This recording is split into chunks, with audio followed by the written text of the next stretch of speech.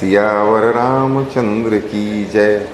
अभी हम लोग अब उस प्रसंग पर बात कर रहे हैं कि प्रभु श्री राम अब वन के लिए निकलने ही वाले हैं। सीता मैया को जब पता चला है तो वो आके कौशल्या माता के चरणों में बैठ गई हैं और सोच रही हैं कि क्या प्रभु श्री राम के साथ मेरा शरीर और प्राण दोनों जाएंगे या सिर्फ प्राण जाएगा।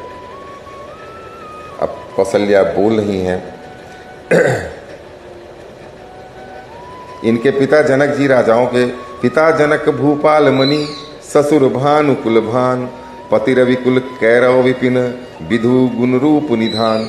इनके पिता जनक जी राजाओं के शिरोमणि हैं, ससुर सूर्य कुल के सूर्य हैं और पति सूर्य कुल रूपी कुमुदवन को खिलाने वाले चंद्रमा तथा गुण और रूप के भंडार हैं।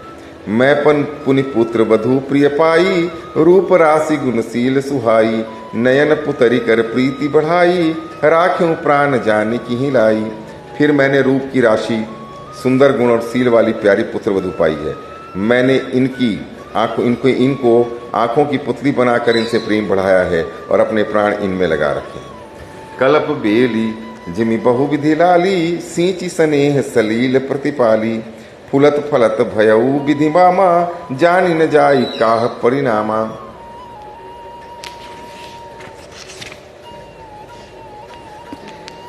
इन्हें कल्पलता के समान मैंने बहुत तरह से बड़े लाड़ चाड़ के साथ स्नेह रूपी जल से सींच कर पाला है। अब इस लता के फूलने फलने के समय विधाता वाम हो गए। कुछ जाना नहीं जाता कि इसका क्या परिणाम होगा। पलंग पीठ तजित गोद हिंडोरा, सियन दिन पगुअवनी कठोरा, जियन मुरी जिमि जो गवत रहूं, दीप बाती नहीं टार न कहूं। सीता ने पलंग के ऊपर गोद और हिंडोले को छोड़कर कठोर पृथ्वी पर कभी पैर नहीं रखा। मैं सदा संजीवनी जड़ी के समान सावधानी से इनकी रखवाली करती रही हूँ, कभी दीपक की बत्ती हटाने को भी नहीं कहती। सुइसिय चलन चहति बन साथा, आय सुकाह होई रघुनाथा, चंद किरण रस रसिक चकोरी, रवि रुख नयन सकई किमि जोरी। यही सीता अब तुम्हारे साथ वन चलना चाहती है। हे रघुनाथ, उसे क्या आज्ञा होती है? चंद्रमा की किरणों का रस अमृत चाहने वाली चकोरी सूर्य की ओर आंख किस तरह मिला सकती है?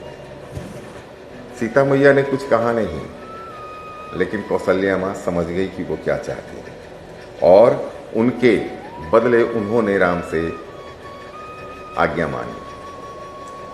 करी के हरि निशिचर चरही, दुष्ट जंतु बन भूरी, विषवाटिकों की सोह सुता, सुभग सजीवनी मूरी।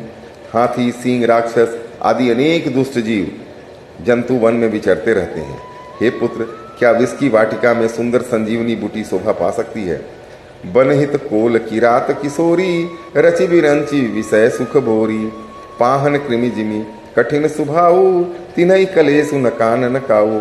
वन के लिए तो ब्रह्मा जी ने विषय सुख को न जानने वाली कोल और भीलों की लड़कियों को रचा है। जिनका पत्थर का कीड़े जैसा कठोर स्वभाव है, उन्हें वन में कभी क्लेश नहीं होता। कहता पसल लियत कानन जोगू, जिन तप हेतु तजा सब भोगु। सिय बन बसी तात के ही भांति, चित्र लिखित कपि देखी डराती। अथवा तपस्वियों की स्त्रियां वन में रहने योग्य हैं, जिन्होंने तपस्या के लिए सब भोग तज दिए हैं। हे पुत्र, जो तस्वीर के बंदर को देखकर डर जाती हैं, वे सीता वन में किस तरह से रहेंगी? सुरसर सुभग बनज बनचारी, डाबर जोग की हंस कुमारी। अस विचारु जस आयसु होई, मैं सिख देऊं जानी की ही सोई। देव सरोवर के कमल वचन में विचरण करने वाली हंसिनी क्या गड़इयों यानी तलइयों में रहने के योग्य है? ऐसा विचार कर जैसी तुम्हारी आज्ञा हो, मैं जानकी को वैसी ही शिक्षा दूं। जौसिय भवन रहे क अम्बा, मोहि क हुई बहुत अवलंबा। सुनि रघुबीर मातु प्रिय बानी, सील स्नेह सुधा जनु मसानी। माता कहती हैं कि यदि सीता घर में हो तो मुझको बहुत सहारा हो जाए। श्री रामचंद्र जी ने माता की प्रिय वाणी सुनकर, जो मानो सील और स्नेह रूपी अमृत से सनी हुई थी, कही प्रिय वचन विवेकमय, किन्ह मातु परिदेश परितोष। लगे प्रबोधन जान की ही, प्रगति विपिन गुण दोष। विवेक में प्रिय वचन कहकर माता को संतुष्ट किया, फिर वन के गुण दोष प्रकट करके वे जानकी जी को समझाने लगे। मास परायण 14वां विश्राम। मातु समीप कहत सकुचाही, बोले समऊ समझि मन माही। राजकुमारी सिखावन सुनहु, आन भांति जिय जनि कुछ गुनहु। माता के समान सीता जी से कुछ कहने में सकुचाते हैं, पर मन में यह समझकर कि यह समय ऐसा ही है, वे बोले, हे राजकुमारी, मेरी सिखावन सुनो, मन में कुछ दूसरी तरह से ना समझ लेना। आपन मोर नीक जो चहूँ, वचनु हमार मानी गृह रहूँ। आयसु मोर सासु सेवकाई, सब विधि भामिनी भवन भलाई। जो अपना और मेरा भला चाहती हो तो मेरा वचन मानकर घर रहो। हे भामिनी, मेरी आज्ञा का पालन होगा, सास की सेवा बन पड़ेगी, वर घर रहने से सभी प्रकार से भलाई है। ऐसे अधिक धर्म नहीं दूजा, सादर सासु ससुर पद पूजा। जब जब मातु करही सुधि मोरी, हुई ही प्रेम विकल मति भोरी। आदर पूर्वक सास ससुर के चरणों की पूजा करने से बढ़कर दूसरा कोई धर्म नहीं है। जब जब माता मुझे याद करेंगी और प्रेम से व्याकुल होने के कारण उनकी बुद्धि भोली हो जाएगी, वे अपने आप को भूल जाएंगी। अब देखिए, यहाँ स्वयं प्रभु श्री राम बोल रहे हैं घर की तमाम जो विवाहित बहुएं हैं उन्हें, कि सास और ससुर की सेवा से बढ़कर दूसरा और कोई भी धर्म नहीं। लेकिन आजकल लोग मानने के लिए तैयार नहीं। तब तब तुम कही कथा पुरानी, सुंदरी समुझाई हूँ मृदुबानी। कहूँ सुभाय सपत सतमोही, सुमुखी मातु हित राखूं तो ही। हे सुंदरी, तब तब तुम कोमल वाणी से पुरानी कथाएं कह कह कर इन्हें समझाना। हे सुमुखी, मुझे सैकड़ों सौगंध है, मैं यह स्वभाव से ही कहता हूँ कि मैं तुम्हें केवल माता के लिए ही घर पर रखता। गुर श्रुति सम्मत धर्म फलु, पाय बिनहि कलेश। हठवस सब संकट सहे, गालव नहुस नरेश। गुरु मेरी आज्ञा मानकर घर पर रहने से गुरु और वेद के द्वारा सम्मत धर्म कि आचरण का फल तुम्हें बिना ही क्लेश के मिल जाता है, किंतु हट के वश होकर गालव मुनि और राजा नहुस आदि सब ने संकट ही सहे हैं। मैं पुनि करी प्रवान पितुबानी, बेगी फिरब सुनि सुमुखी सयानी। दिवस जात नहीं लागी ही बारा, सुंदरी सिखवन सुनहु हमारा। हे सुमुखी, हे सयानी, सुनो, मैं भी पिता के वचन को सत्य करके शीघ्र ही लौटूंगा, दिन जाते देर नहीं लगेगी। हे सुंदरी, हमारी यह सुख सुनो। जौ हट करहु प्रेम बस बामा, तो तुम दुख पाओ परिणामा। काननु कठिन भयंकर भारी, घोर घामु हिम बारी बयारी।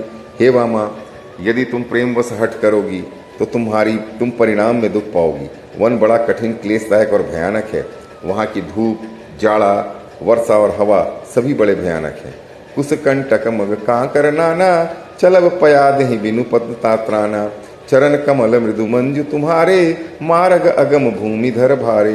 रास्ते में कुस, कांटे और बहुत से कंकड़ हैं, उन पर बिना जूते के पैदल ही चलना होगा।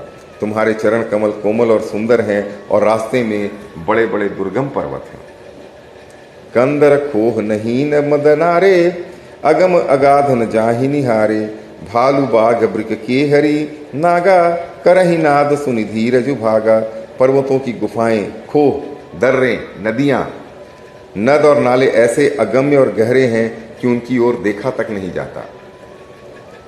रीछ, बाघ, भेड़िए, सिंह और हाथी ऐसे भयानक शब्द करते हैं कि उन्हें सुनकर डर के मारे धीरज भाग जाता है। भूमि शयन बल कल बसन, असनु कंद फल मूल। ते कि सदा सब दिन मिलही, सबुई समय अनुकूल।